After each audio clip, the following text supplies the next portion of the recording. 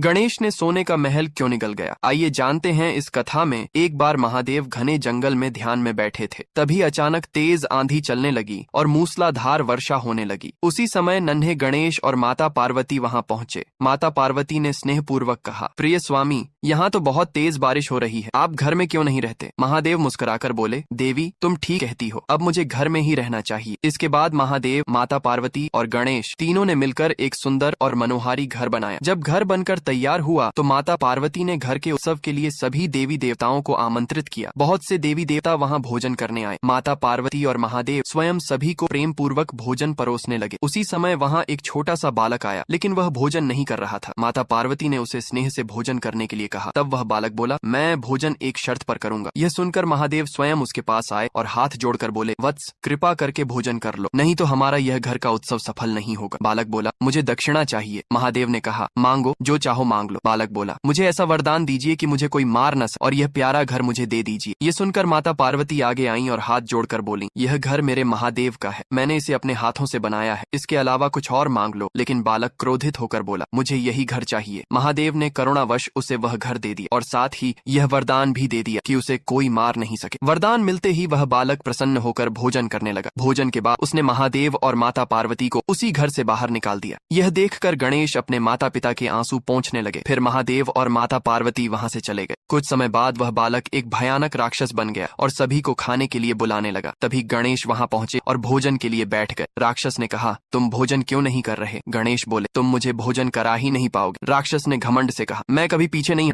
तब गणेश ने अपने मुख से इतना अधिक भोजन प्रकट कर दिया कि राक्षस हार गया। भय से कांपते हुए उसने गणेश के सामने हाथ जोड़ दी। गणेश ने उस घर को उठाया और वहां से चल दिया। राक्षस चिल्लाने लगा, नहीं नहीं, मेरा घर मत ले जाइए। लेकिन जिन जिन घरों को राक्षस ने छल से पाया था, उन सभी को गणेश ने अपने भोजन में बदल लिया। अंत में गणेश ने उस राक्षस को भी उठा लिया। तभी महादेव और माता पार्वती वहां आए और गणेश से उसे छोड़ देने की प्रार्थना करने लगे। तब गणेश ने क्रोध में आकर उस राक्षस को उल्लू बना दिया और कहा, अब तुम दिन के उजाले में कुछ नहीं देख पाओगे, केवल रात के अंधकार में ही देख सकोगे। तुम्हारी बुद्धि नष्ट हो जाएगी और धरती पर सभी जीव तुम्हें उल्लू के नाम से जानेंगे। तुम किसी को कष्ट नहीं पहुंचा पाओगे। इसके बाद महादेव और माता पार्वती ने कहा, जो भी यह कथा सुन रहा है उसने मेरे गणेश के लिए लाइक और सब्सक्राइब नहीं किए हैं।